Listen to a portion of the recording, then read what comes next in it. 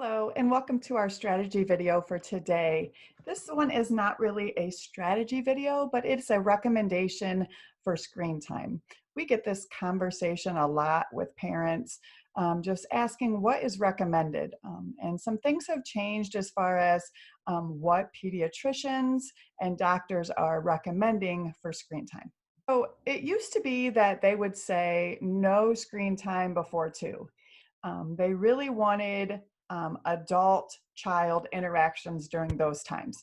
Um, but then they started to realize that there are some valuable resources on screens and pads where kids can learn a lot of information. So, how we go about doing that is the most important thing. So, they're not saying, you can't use screen time, but there are some recommendations for children before the age of 2, what they recommend. So 18 months or younger, no screens are still the best recommendation. The exception is live video chat with family and friends. And so they can get on and do a FaceTime call with grandma and grandpa. During this pandemic, that's become a lot more popular when we can't be face to face with family, and you still want your child to be able to connect with some of those family members. The biggest change is from 18 months to 2 years old. And so they want you to limit that screen time and avoid the child just sitting on their pad for hours on end by themselves. But they want you to choose high quality educational programming and watch with the kids to ensure they're understanding and kind of process through some of the information that they are receiving. There's great apps that kind of help kids talk about feelings and learn sight words and do all these fun educational things, but they really want the parents to kind of be with them during that time so they can help them process the information that they're receiving. From 2 to 5, they want you to limit screen time to an hour a day. Um, and so we want to really focus that hour during doing those educational shows or educational apps and videos.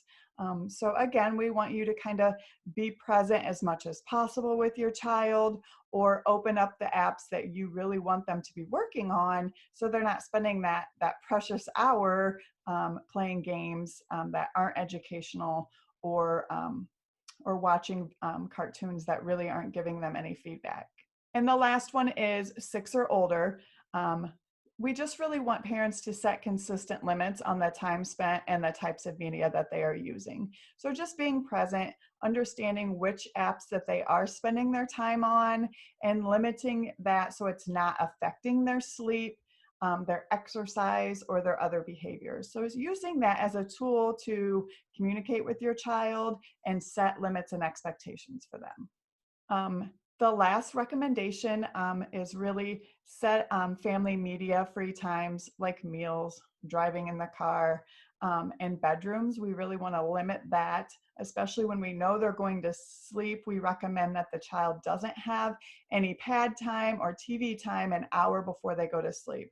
Kind of gives their brains time to kind of calm down a little bit and get ready to go to sleep. So I hope you found these recommendations very useful. Again, these are recommendations, and we want you to talk with your family and do what's best for you and your family. Thanks so much for watching.